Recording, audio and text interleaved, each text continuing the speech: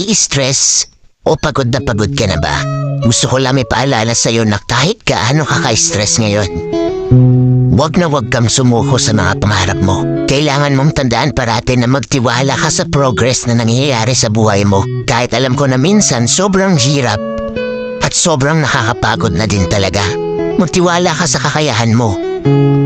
Ang dami mo nang nalagpasan na mga malalaking problema dati. Mayon ka pa ba susuko? Patuloy ka lang na lumaban. Ang pakiramdam mo ngayon na nahuli ka na sa buhay, siguro dahil nakikita mo yung mga kakilala mo o yung mga kaibigan mo pakunti-kunti may na-achieve na sila. Parati mong tandaan na lahat tayo ay may kanya-kanyang timeline sa buhay. Hindi ka nahuhuli at hindi ka rin naman nauuna.